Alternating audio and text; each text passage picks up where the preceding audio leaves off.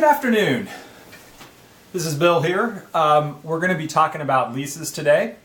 And with leases, there are some basic issues that we're going to talk about. It's a rather complicated topic, and we're not going to deal with all of it. So one basic issue we're going to deal with is the difference between an operating lease and a capital lease. And simply put, an operating lease is much like rent, just, renting a piece of equipment, renting a building, something like that.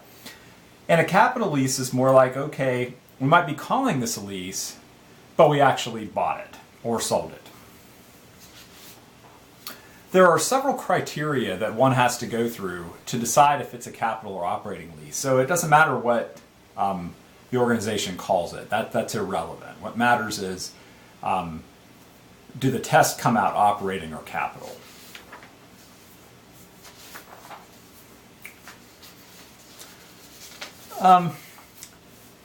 A separate issue is procedurally there are two types of leases. They could be capital or operating. One type is what's called a direct financing lease, and this simply means that a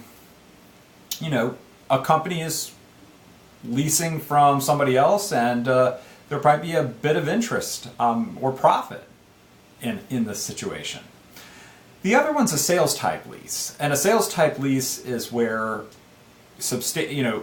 at least in terms of the way the lease is set up, substantially this is a sale of a product. Now, keep in mind, direct financing and sales type leases are definitions. So it doesn't matter what the definition is, you still have to go through the four-part test of trying to decide whether you have a capital lease or operating lease.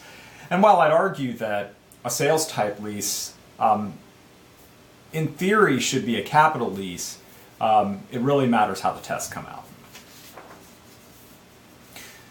We're going to look in this chapter a little bit about how to record leases, and we're going to think about cases where the lessor, the company or individual who actually leased the property from somebody else, might be responsible for maintenance type costs.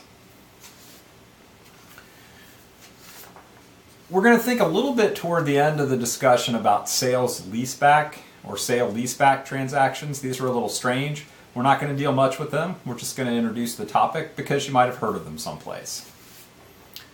And then finally, we're going to think about how a lease should be discounted. In other words, if we decide this thing's a capital lease, and so what we have to do is record the actual asset, maybe a building, on the books, and we're going to take some of the lease payment and consider it a principal reduction, which means we're going to put a loan on the books, and then we're going to treat some other part of the payment that we make as interest.